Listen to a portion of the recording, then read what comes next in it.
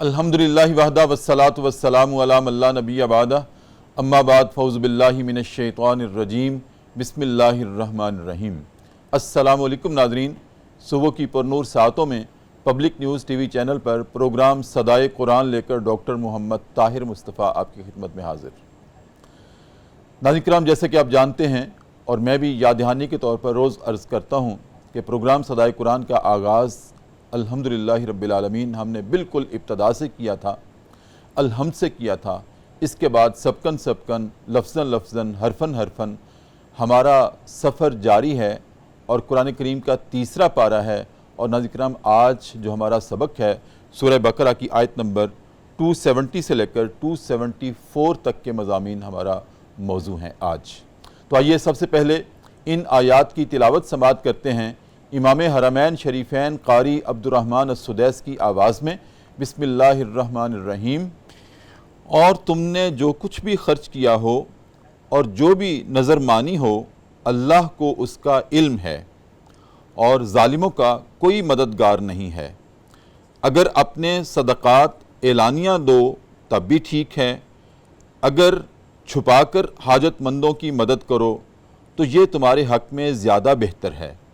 اس طرح صدقہ و خیرات دینے سے تمہارے بہت سارے گناہ مٹا دیے جاتے ہیں، اور جو کچھ تم کرتے ہو اللہ کو بہرحال اس کی خبر ہے۔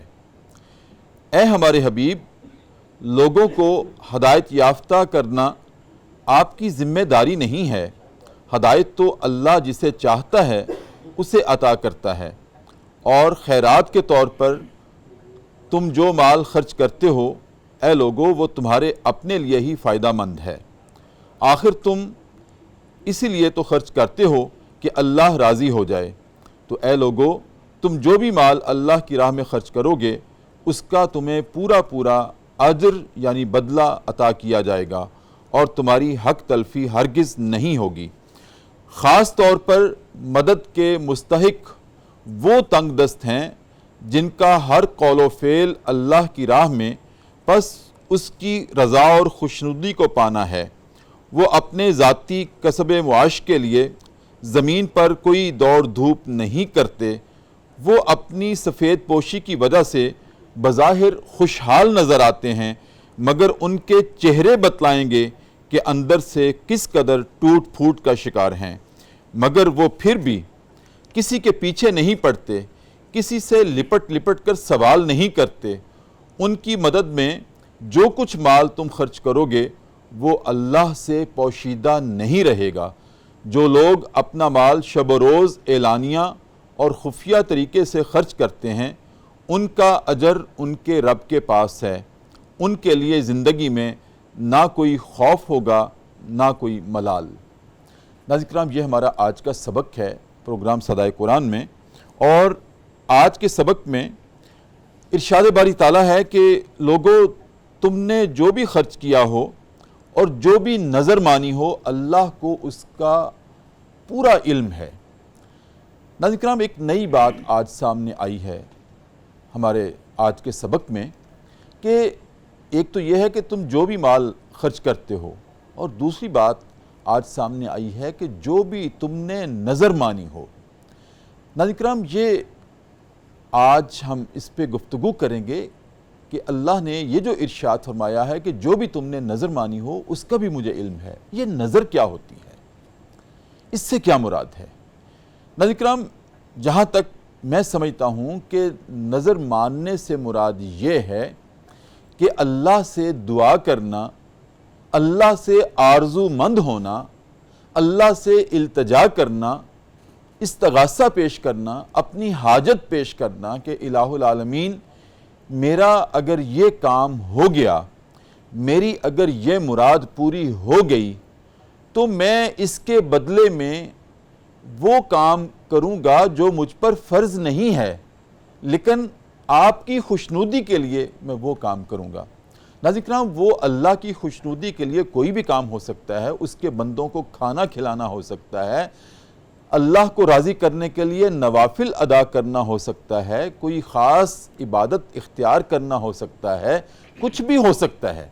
یہاں تک تو میری دانست میں یہ درست ہے کہ اگر اس طرح سے اللہ سے استدعا کی جائے کہ میرا یہ کام ہو گیا، میری مراد پوری ہوگی تو میں یہ کام کروں گا، اور وہ کام ایسا ہے کہ جو روٹین میں فرض نہیں ہوتا لیکن اس کے بدلے میں ہم اللہ سے ایک وعدہ کرتے ہیں۔ ہم پوچھیں گے ناظرین کرام آج اپنے مہمانوں سے کہ کیا یہ درست ہے کہ یہ جرت کرنا اللہ سے کہ اگر میرا یہ کام ہو گیا تو میں یہ کروں گا، اگر نہ ہوا تو پھر نہیں کروں گا۔ اب یہ ناظرین کرام بڑی حوصلے کی بات ہے، ایسا کلمہ بھی منہ سے نکالنا اور اللہ کے ساتھ ہم کلام ہو کر۔ میرے نزدیک اب اس کی ہم تفہیم آج جانیں گے کہ اس سے مراد کیا ہے۔ اور پھر ناظرین کرام کچھ نظر ایسی ہوتی ہے جس کو ہم دوسرے لفظوں میں منت بھی کہتے ہیں، منت ماننا یا نظر ماننا، ایسی بھی ہوتی ہے جو کہ نامقبول ہے، ناجائز ہوتی ہے، کیونکہ اس میں اللہ کی خوشنودی نہیں ہوتی، کسی اور کی خوشنودی ہوتی ہے۔ لہٰذا میرے نزدیک وہ نظر، وہ منت مانی جائے کہ جس میں غیر اللہ کی خوشنودی ہو، میری دانست میں وہ ناجائز ہے۔ بہرحال پھر بھی ہم اس پہ بات کریں گے ناظرین کرام۔ اور دوسری بات اللہ رب العزت نے آج کے سبق میں یہ بھی ارشاد فرمائی ہے کہ تم جو بھی میرے راستے میں اعلانیہ خرچ کرو اس کا بھی مجھے علم ہے، اور اگر چھپا کر دو تو وہ تمہارے حق میں زیادہ بہتر ہے۔ تو ناظرین کرام آج اس پہ بھی بات کریں گے کہ اعلانیہ جو خرچ کرنا ہے، کیا اس سے تشہیر نہیں ہوتی؟ کیا اس سے ریاکاری نہیں ہوتی؟ تو پھر اللہ نے ہمیں یہ کوشن ضرور دیا ہے کہ تم اگر لوگوں کو بتا کر بھی خرچ کرنا چاہو تو کر سکتے ہو، اور اگر چھپا کر کرو تو وہ تمہارے حق میں زیادہ بہتر ہے۔ ناظرین کرام ان تمام موضوعات پہ، خاص طور پہ جو نظر اور منت ہے، اس پہ ہم سب سے پہلے گفتگو کریں گے آج پروگرام صدائے قرآن میں، کیونکہ یہ کلام اللہ میں یہ بات آئی ہے۔ تو گفتگو کرنے کے لیے ناظرین کرام آج ہمارے مہمان ہیں پروگرام صدائے قرآن میں، میری دائیں جانب جناب مدثر بن یوسف حجازی، ماشاءاللہ پی ایچ ڈی اسکالر ہیں اور بیت القرآن میں محقق ہیں، ماشاءاللہ ناظرین کرام مصنف بھی ہیں، مؤلف بھی ہیں، اور خوبصورت گفتگو کرتے ہیں۔ السلام علیکم ورحمۃ اللہ۔ وعلیکم السلام ورحمۃ اللہ وبرکاتہ۔ کیسے مزاج؟ استاد گرامی کیسے ہیں آپ؟ خیریت سے ہیں؟ آپ ٹھیک ہیں؟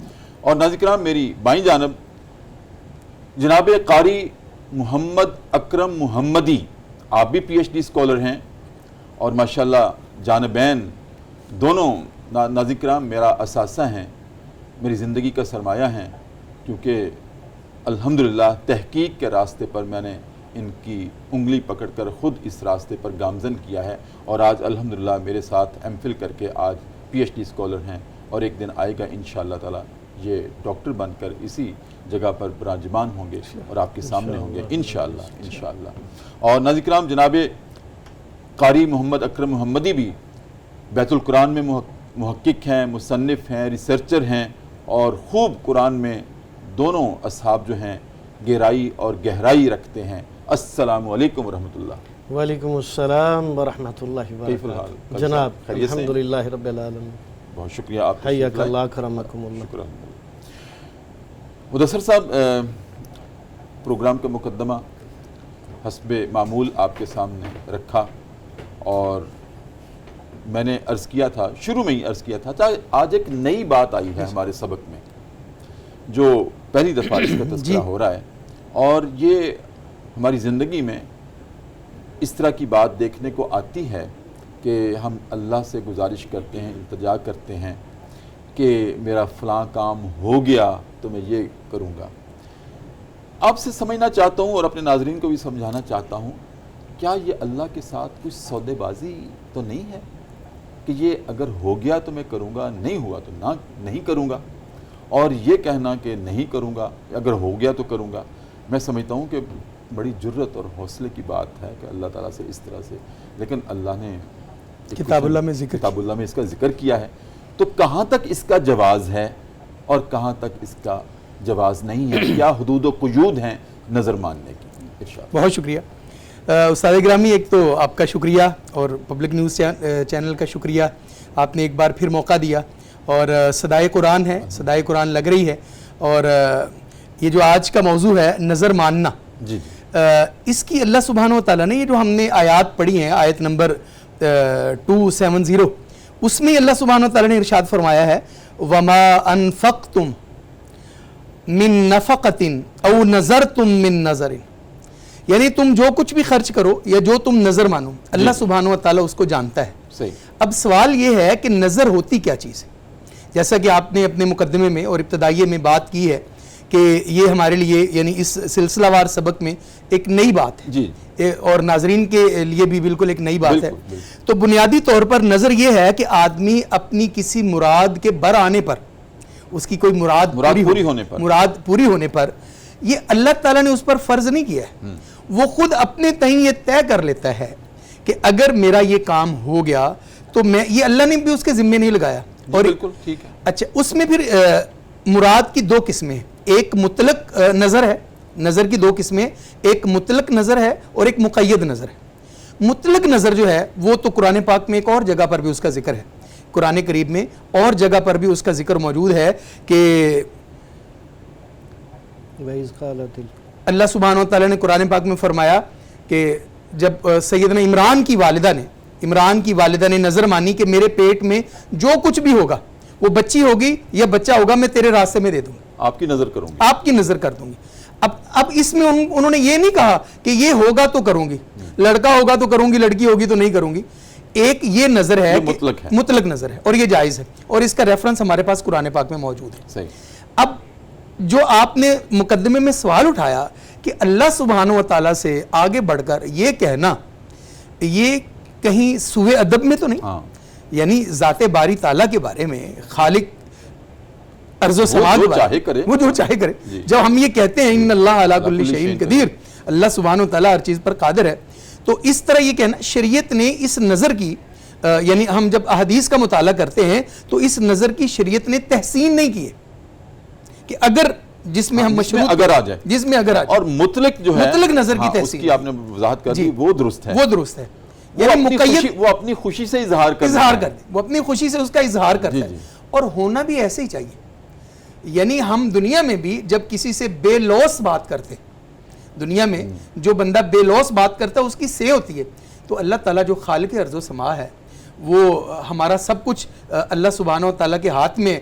तो मुतलक नज़र इंसान को ज़िंदगी में हमतन और हमेशा मानते रहना चाहिए और ये कहते रहना चाहिए। मैं तो समझता हूँ कि फिर जो किसी भी किस्म की नेकी है और किसी भी किस्म की इबादत है, वो तो मुतलक नजर में आती है और हम अल्लाह तेरी खुशनुदी के लिए कर रहा हूँ, और हम पीछे ये पढ़ चुके हैं। यानी कुरान पाक की रोशनी में अल्लाह सुब्हानहू व तआला ने अपने नबी इमामुल अंबिया अलैहिस्सलातु तस्लीम को कहा कि आप खुद ऐलान कर दीजिए, कुल इन्ना सलाती व नुसुकी व महयाया व ममाती लिल्लाहि रब्बिल आलमीन। यानी इसमें कोई शर्त नहीं है, कोई शर्त नहीं, कोई कैद नहीं है।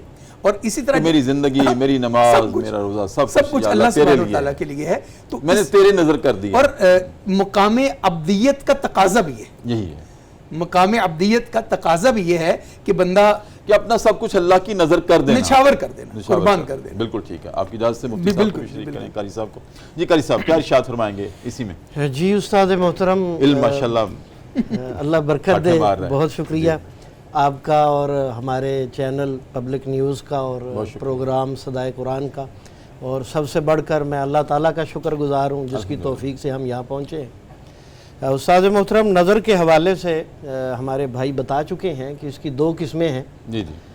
एक मुतलक नज़र है जिसमें कोई शर्त नहीं होती, सही, और सैयदा मरियम की वालदा ने नज़र मानी है, माफ़ी बतनी मुहर्ररा, मेरे पेट में जो भी है वो आज़ाद होगा, सही।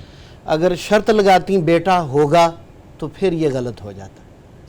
उन्होंने आज़ाद आम जनरल बात की, तो इस वजह से रब्बुल इज़्ज़त ने इसको कबूलियत अता फरमाई। ये तो फिर तय हो गया ना मुदस्सिर साहब और कारी साहब के, जिसमें कैद लगाई जाए उसकी तहसीन नहीं, वो सूए अदब में आती है। जी जी, उस हवाले से मैं आपको, या अल्लाह ये हुआ तो मैं करूंगा, ये तो अल्लाह से सौदेबाजी है। और ये कहना मैं कहता हूँ बहुत जुर्रत है और सूए अदब है, सूए अदब, बिल्कुल सही। इस हवाले से सही मुस्लिम में किताबुन नज़र के अंदर नबी अकरम सल्लल्लाहु अलैहि वसल्लम का इरशाद मुबारक 1640 नंबर हदीस में मौजूद है। जी जी। आप सल्लल्लाहु अलैहि वसल्लम ने बाकायदा फरमाया, ला तंज़िरू, मन्नत ना माना करो, फ़इन्न नज़रा ला युगनी मिनल क़द्र शैया, نظر ماننے سے تمہاری تقدیر نہیں بدل سکتی. صحیح. نظر ماننے سے تمہاری تقدیر نہیں بدل سکتی. فائدہ کیا ہوگا نظر ماننے کا؟ جو بخیل آدمی ہے صدقہ نہیں کرتا اس کے مال میں سے صدقہ ہو جائے گا. صحیح. اس سے زیادہ اور کچھ نہیں. اور یہاں میں تقدیر والی بات آئی ہے تو ایک جملہ کہنا چاہتا ہوں. تقدیر والے بس ایک جملہ, جی ایک ہی جملہ, کہ وقت سے پہلے نہیں ملتا اور مقدر سے زیادہ نہیں ملتا. سبحان اللہ. یہ جملہ آپ کو آپ کی زندگی میں ایسا سکون عطا کرے گا کہ آپ کی ساری پریشانیاں. پھر دہرا دیں. وقت سے پہلے نہیں ملتا اور مقدر سے زیادہ نہیں. کیا بات, کیا بات. جو طے ہے وہ ملنا ہے اور جب طے ہے تب ہی ملنا ہے. کیا بات, کیا بات. آپ کی اجازت سے وقفہ ہے. ناظرین کرام, پروگرام صدائے قرآن اور بڑی اہم گفتگو ہے آج کہ نظر کیا ہوتی ہے, منت کیا ہوتی ہے, اور خاص طور پہ میں کہتا ہوں کہ ابھی وقفہ شروع نہیں ہوا اس سے پہلے بہت بڑی کلیریفیکیشن ہوگی ہے کہ جس میں ہم قید لگا دیتے ہیں اور اللہ کے ساتھ یہ جرت کرنا, یہ کہنا کہ اگر ایسا ہو گیا تب میں کروں گا اور اگر نہیں ہوا تو نہیں کروں گا, یہ تو بے ادبی ہے, اللہ کے ساتھ سوء ادب ہے. تو ایسا نہیں, لیکن اس کے علاوہ مطلق طور پر بغیر کسی قید کے, بغیر کسی شرط کے یہ کہنا کہ الہ العالمین بس میری خوشی ہے کہ تیری رضا کو میں پالوں اور میرا سب کچھ تیرے لیے ہے اور میں جو بھی کروں گا تیرے لیے کروں گا اور تیری نظر کروں گا, تو یہ جائز ہے. ناظرین کرام, وقفہ ہے پروگرام صدائے قرآن میں, اور وقفے میں ہم جایا کرتے ہیں اپنے نبی کریم صلی اللہ علیہ وسلم کے دربار اقدس میں اور ایک مرتبہ درود کریم کا نذرانہ پیش کرتے ہیں اور واپس آتے ہیں.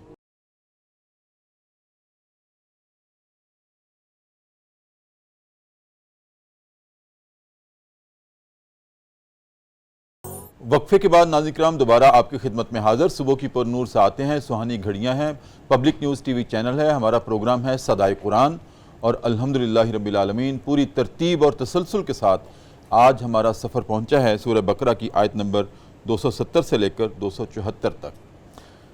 مدثر صاحب, وقفے سے پہلے ہم نے یہ طے کیا کہ مطلق نظر ہو وہ جائز ہے, پسندیدہ ہے, اور اللہ کے قرب کا ذریعہ ہو سکتی ہے اور محبوبیت کا ذریعہ بھی ہو سکتی ہے کہ انسان یہ کہے کہ الہ العالمین میرا سب کچھ آپ کی نظر ہے, میری زندگی بھی آپ کی نظر ہے, میرا بولنا, میرا اٹھنا, میرا بیٹھنا, الہ العالمین میری زندگی کا ایک ایک جز جو ہے وہ آپ کی نظر ہے.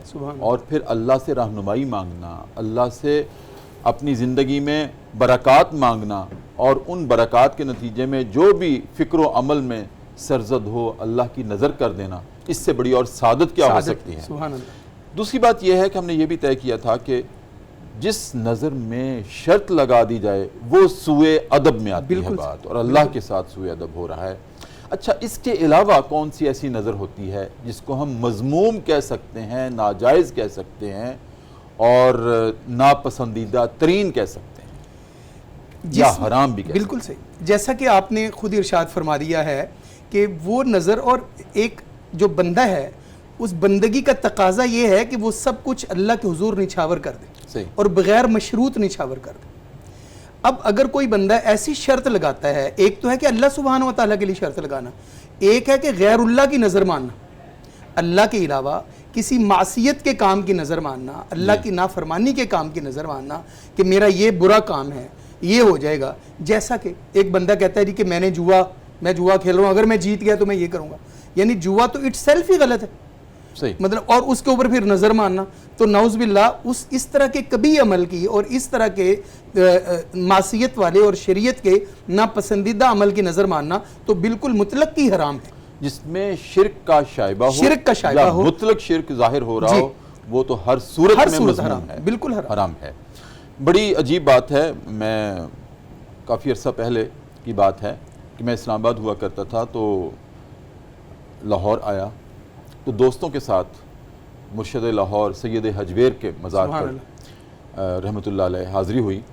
تو اولیاء کے مزارات پہ جانا جائز ہے, جانا چاہیے, اور وہاں پر انوار و تجلیات کی یقیناً بارش ہوتی ہے, لیکن وہاں جا کر اس طرح کے مذموم مقاصد لے کے جانا یا مذموم عمل جا کے کرنا اور منتیں ایسی مارنا, نظریں ایسی مارنا, میں نے اپنی آنکھوں سے دیکھا اب یہ میں سمجھتا ہوں کہ اولیاء کے مزارات کی بے ادبی ہے، وہاں سوء ادب ہے، بالکل ایسے کہ میں نے اپنی آنکھوں سے دیکھا کہ ایک جھمکٹا لگا ہوا ہے، دائرہ بنا ہوا ہے، اور اندر ڈھول کی تھاپ ہے، اور اس ڈھول کی تھاپ کے اوپر ایک خاتون دھمال ڈال رہی ہے، اور ہم نے پوچھا کہ یہ کیا ہو رہا ہے، تو بتایا گیا کہ اس خاتون نے ایک منت مانی تھی کہ داتا صاحب میرا یہ کام ہو گیا تو آپ کے مزار پہ آ کے دھمال ڈالوں گی۔ یہ وہ نظریں ہیں جو مذموم ہیں، جو حرام ہیں، جو ناجائز ہیں، بالکل، اور یہ معصیت پر مشتمل ہے۔ نہ اس سے سید حجویر خوش ہوں گے، نہ اللہ کی ذات، نہ اللہ کی ذات خوش ہوگی، کوئی بھی خوش نہیں ہوگا، بالکل ایسے، اور یہ شریعت کی منشا ہی نہیں ہے، جی بالکل شریعت کی منشا ہی نہیں ہے، بالکل ایسے۔ جی قاری صاحب جی استاد محترم، کیا فرمائیں گے اسی ضمن میں؟ اس ضمن میں استاد محترم سب سے پہلے تو میں ایک جو بات ہم پہلے کر چکے ہیں کہ اس کی دو قسمیں ہیں، مطلق کا معنی سمجھانا چاہوں گا جی جی، کہ نظر مطلق وہ ہوتی ہے جس میں کسی قسم کی کوئی شرط نہ لگائی جائے، صحیح، سب سے پہلا تو مطلب یہ ہے۔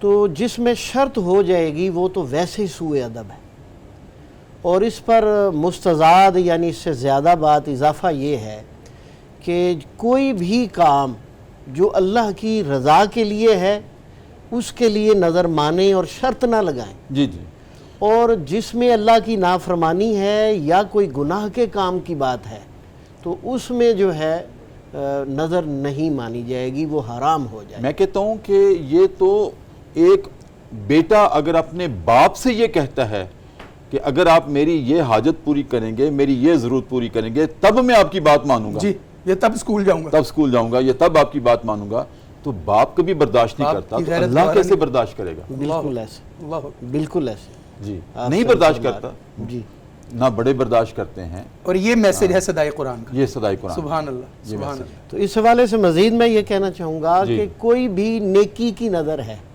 کوئی بھی اچھی نظر ہے، شریعت کے مطابق ہے، اسے پورا کرنا چاہیے، اور اگر کوئی غلطی سے گناہ والی، شرک والی، معصیت والی، نافرمانی والی نظر مان چکا ہے تو اسے وہ پوری نہیں کرنی۔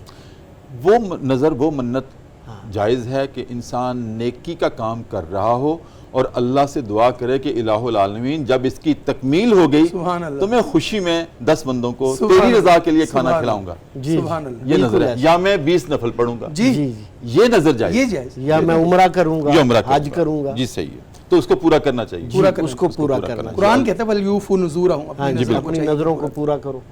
اچھا اب آگے بڑھتے ہیں مدرس صاحب، کہ جیسے میں نے مقدمے میں بھی یہ بات رکھی تھی کہ اللہ رب العزت نے آج کے سبق میں ہمیں یہ بھی ارشاد فرمایا ہے کہ اگر تم اعلانیہ خرچ کرو تب بھی ٹھیک ہے، اگر تم چھپا کر دو تو زیادہ بہتر ہے، فَهُوَ خَيْرٌ لَكُمْ، خیر لکم، سبحان اللہ، وہ زیادہ بہتر ہے۔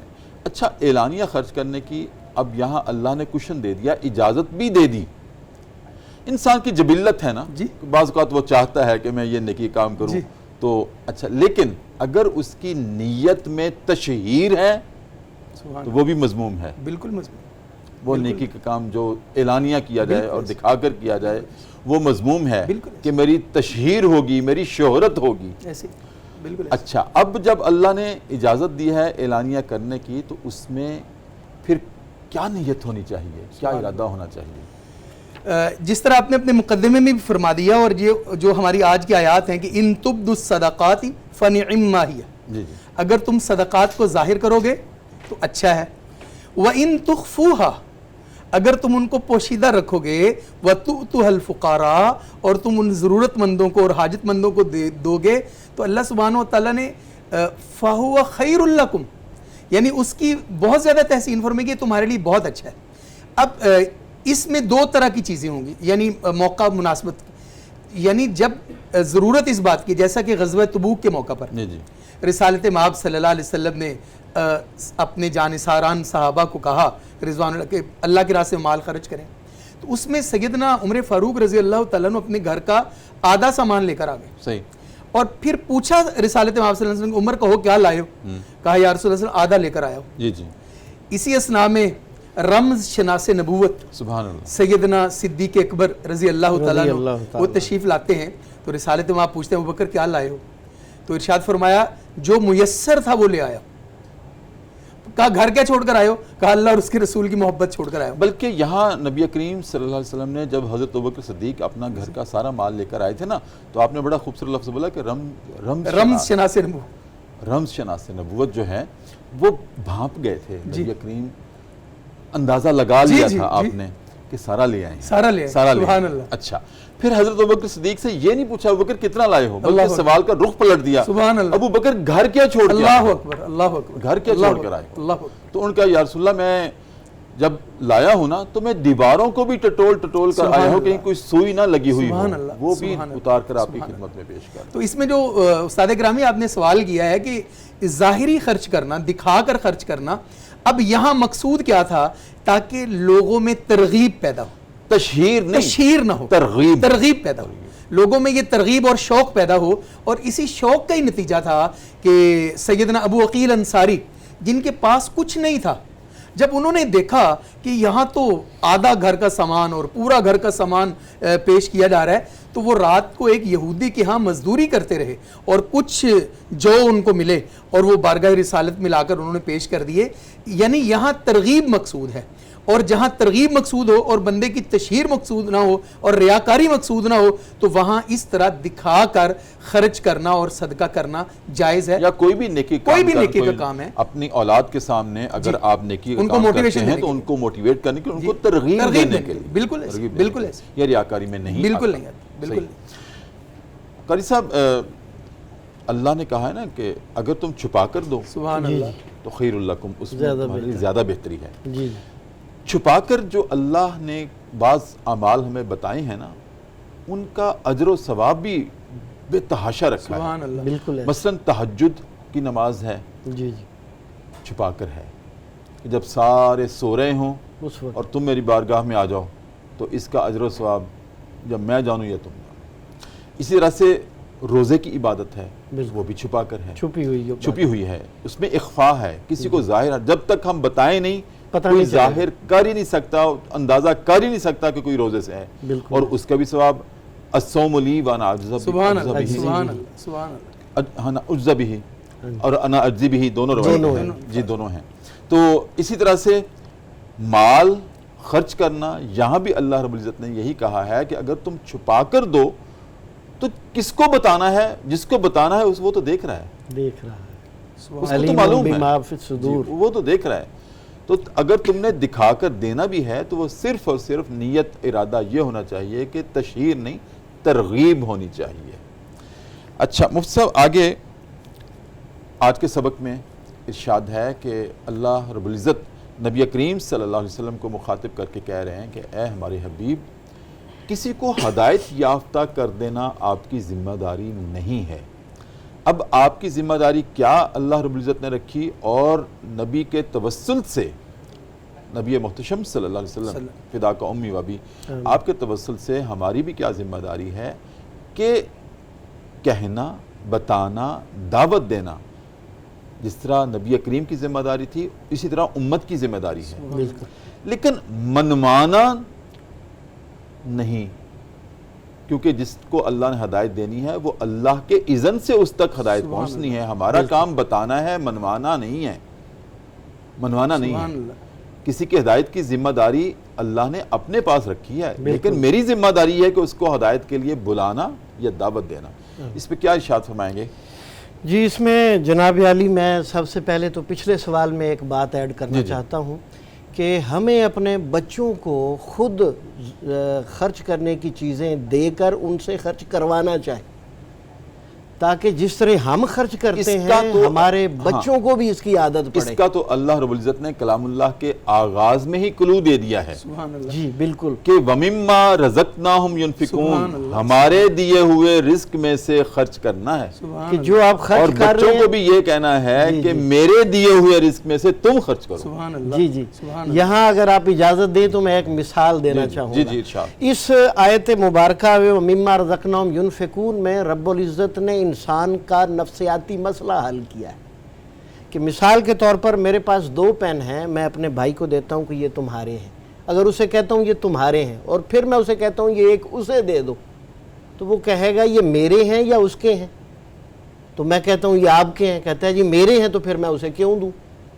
مطلب اپنی چیز بندہ نہیں دینا چاہتا، اور اگر میں اسے پین دیتے ہوئے یہ کہوں کہ یہ میرے ہیں آپ استعمال کریں، تو جب میں اسے کہوں گا ایک بھائی کو دے دو تو کہے گا یہ آپ کے ہیں میرے تو نہیں ہیں، فٹافٹ پکڑا دے گا۔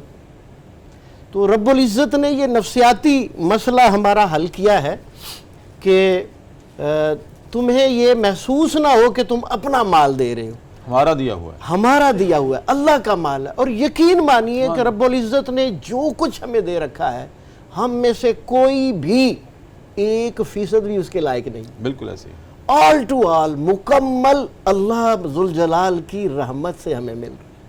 میں کہتا ہوں کہ ایک لقمہ جو ہم کھاتے ہیں وہ سب اس کی ہمارے رحمت بس میں کہاں تھا کہ وہ لقمہ میں اپنے اختیار اور قدرت سے تیار کر لیتا۔ جی ایک دانہ بونے سے لے کر جی جی آٹا بننے تک اور آٹا گوندنے سے لے کر روٹی پکنے اور تک جتنی اللہ رب العزت کی توانائیاں خرچ ہوئی ہیں، جی جی اس ایک لقمے پر ایک پوری سیریز ہے، پوری قوم اس کام پہ لگی ہوئی ہے، پوری سیریز ہے۔ اللہ قبول فرمائے۔ اب میں آتا ہوں اپنے اصل سوال کی طرف کہ ہدایت جو ہے یہ 2 قسم کی ہے، ایک ہے رہنمائی اور دوسرا ہے منزل مقصود تک پہنچانا۔ صحیح، یہ 2 چیزیں ہیں۔ اس کو سمجھانے کے لیے میں مثال دینا چاہوں گا۔ ہم نے کسی سے ایڈریس پوچھا تو اس نے بتایا یہ سامنے جو چوک ہے وہاں سے دائیں ہو جاؤ، اگلے چوک سے بائیں ہو جاؤ اور پھر سامنے آپ کا وہ مقام ہے۔ صحیح، اس نے بتا دیا، ہم نے سمجھ لیا، ہم خود چلے جائیں گے، جی رہنمائی مکمل ہے۔ ٹھیک، اب دوسرے بندے سے پوچھا تو اس نے کہا جناب میں بتا بھی دیتا ہوں اور میں آپ کو چھوڑ کے آتا ہوں۔ آہا، وہ اپنے ساتھ آگے چلتا ہے، بندے کو ساتھ لے کے جاتا ہے اور منزل مقصود تک پہنچاتا ہے۔ صحیح، تو اب دین اسلام کی جو ہدایت ہے یہ بھی 2 قسم کی ہے۔ جو نبی کے ذمے ہے وہ پہلی رہنمائی ہے، سبحان اللہ، وما علیک الا البلاغ، سبحان اللہ، آپ کے ذمے صرف پہنچا دینا ہے، پیغام دینا ہے۔ اس کو میں تھوڑا مزید واضح کرنا چاہوں گا کہ دروازہ بند ہے تو نبی کے ذمے دروازہ کھٹکھٹانا ہے، تالا نہیں توڑنا، دروازہ اور تالا نہیں توڑنا، کھٹکھٹانا ہے، پیغام پہنچانا ہے۔ اللہ اکبر۔ اور جو دوسرا مفہوم ہے، اللہ سبحانہ و تعالی نے جس کو نبی نے تبلیغ کی، جس کو نبی نے پیغام پہنچایا اللہ کا، توحید کا، ایمان کا، رسالت کا، وہ پہنچ گیا۔ اب توفیق رب العزت نے دینی ہے، رب کی توفیق سے اس نے ایمان لانا ہے اور رب کی توفیق سے ہی اس نے منزل مقصود تک پہنچنا ہے۔ ٹھیک، تو رب العزت نے قرآن مجید میں ارشاد فرمایا ہے اِنَّكَ لَا تَهْدِي مَنْ أَحْبَبْتَ، اے میرے حبیب محمد کریم صلی اللہ علیہ وسلم، آپ ہدایت نہیں دے سکتے جسے آپ پسند کرتے ہیں، وَلَكِنَّ اللَّهَ يَهْدِي مَن يَشَاءُ، لیکن رب العزت مالک ہے جسے چاہے ہدایت دے، اور وہ ہدایت جن کو دینی ہے انہیں رب العزت زیادہ جانتے ہیں۔ تو اس میں جو دوسرے مقام پر جو ذکر ہے وہاں پر منزل مقصود تک پہنچانا ہے، اور جو یہ والی آیت ہے اس میں صرف رہنمائی کرنا ہے۔ ایک بات میں امینڈ کروں گا تھوڑی، جی فرمائیے، کہ جیسے کہ آپ نے ابھی گفتگو میں یہ ارشاد فرمایا نا کہ اللہ رب العزت نے کہا کہ اے حبیب آپ ہدایت نہیں دے سکتے، اگر ہم اس کو تھوڑا سا ایسے کر لیں کہ جب تک میرا اذن نہ ہو، بالکل صحیح فرمایا آپ نے، بالکل صحیح، جب تک میرا اذن نہ ہو، جی، اور اس میں مقام رسالت اور شان رسالت بالکل ایسے، بالکل ایسے، ہمیں، اور اس میں اگر آپ مفسرین اجازت دیں تو حضرات ایک بات جی مجھے بہت اچھی طرح یاد ہے کہ بلکہ میں آپ کے الفاظ پڑھنا چاہوں گا، دہرانا چاہوں گا کہ یہ جو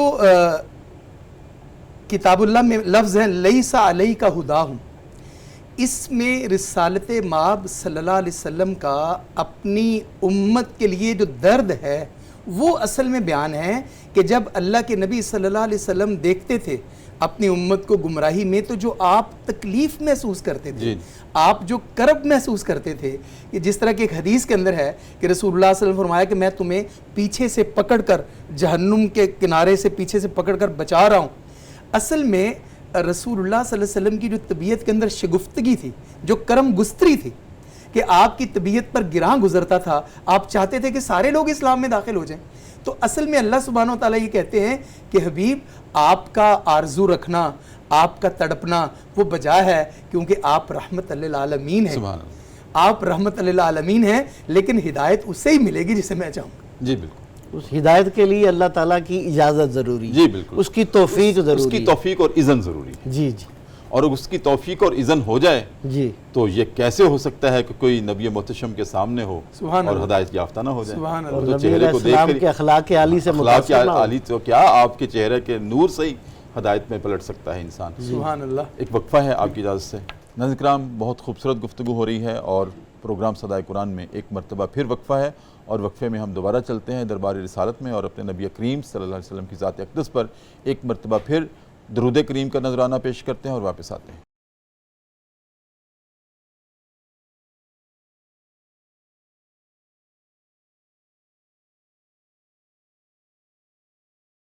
وقفے کے بعد ناظرین کرام دوبارہ آپ کی خدمت میں حاضر ہیں۔ صبح کی پر نور سے آتے ہیں، public news T V channel ہے، ہمارا پروگرام ہے صدائے قرآن، جس میں پوری ترتیب اور تسلسل کے ساتھ کلام اللہ اپنی صدا دے رہا ہے، اور آج ناظرین کرام ہمارا سبق ہے سورہ بقرہ کی آیت نمبر 270 سے لے کر 274 تک۔ مدثر صاحب، پروگرام کا وقت اپنے اختتام کی طرف گامزن ہے، لیکن ایک بات بڑی ضروری ہے جو اللہ رب العزت نے یہاں ارشاد فرمائی ہے کہ لوگوں دھیان رکھنا، تمہارے قرب و جوار میں، تمہارے آس پاس بہت سارے لوگ ایسے ہیں کہ جن کو میں نے تمہاری آزمائش کے لیے اور اپنی حکمت کے تحت ان کو کسی محرومی کا شکار کیا ہے، اور تمہاری آزمائش یہ ہے کہ تم اس کو محسوس کرتے ہو، اس کو دیکھتے ہو یا نظر انداز کرتے ہو۔ ایک شخص وہ ہوتا ہے جو کہ سوال کرنے پر مجبور ہو جاتا ہے، اس کی آنکھوں سے آنسو بھی ٹپک پڑتے ہیں، اور سوال کرنا آسان نہیں ہے، بہت مشکل، کسی کے سامنے دستے سوال دراز کرنا بہت مشکل ہے، بہت مشکل ہے۔ اپنے آپ کو گرا کر انسان سوال کرتا ہے، گرانا پڑتا ہے۔ اچھا، ایک تو وہ لوگ ہوتے ہیں، لیکن اللہ رب العزت نے یہاں پر کیٹیگوریکلی ایک بات کہی ہے کہ دھیان رکھنا، کچھ تو لوگ سوال کرتے ہیں، کچھ لوگ ایسے ہیں جو سوال نہیں کرتے، ان کے کپ کپاتے ہونٹ جو کچھ تمہیں کہنا چاہتے ہیں لیکن وہ بھی کہتے نہیں، سبحان اللہ۔ بظاہر تم سمجھتے ہو ٹھیک ٹھاک ہیں، اندر سے ٹوٹ پھوٹ کا شکار ہوتے ہیں۔ اصل میں تمہاری مدد کے وہ طالب ہیں، تم خود سمجھ جایا کرو کہ وہ تمہاری مدد کے طالب ہیں۔ اس پر ارشاد فرمائیں اور پروگرام کو ختم کرتے ہیں۔ استاد گرامی، کیا کوثر و تسنیم سے دھلے ہوئے الفاظ آپ نے خود ہی بول دیے ہیں، اور یہ قرآن پاک کی ان آیات اور الفاظ کا آپ نے خوبصورت ترجمہ اور تعبیر اور تشریح کر دی ہے کہ اللہ سبحانہ و تعالیٰ ارشاد فرماتے ہیں کہ وہ آگے بڑھ کر تم سے لپٹ کر سوال نہیں کرتے، تعرفہم بسیماہم، تم خود ہی دیکھ لیا کرو۔ یعنی جیسا کہ آپ نے فرمایا کہ یہ دونوں بندوں کا امتحان ہے، ایک تو جو محروم ہے اس کا تو امتحان ہے ہی ہے، اب جس کو عطا کیا گیا ہے اس کا زیادہ امتحان ہے کہ وہ یہ دیکھے کہ مالک نے مجھے ہر طرح کی نعمت عطا کی ہے، نوازا ہے، اب میرا حق بنتا ہے کہ میں خود محسوس کروں، میں آگے بڑھ کر لوگوں کا ہاتھ تھام لوں، میں آگے بڑھ کر لوگوں کو پکڑ لوں، اور یہی وہ ایک سبق ہے جو ہمیں ڈے ون سے دیا گیا ہے کہ میں یہ محسوس کروں، ہو میرا کام غریبوں کی حمایت کرنا، درد مندوں سے، ضعیفوں سے محبت کرنا۔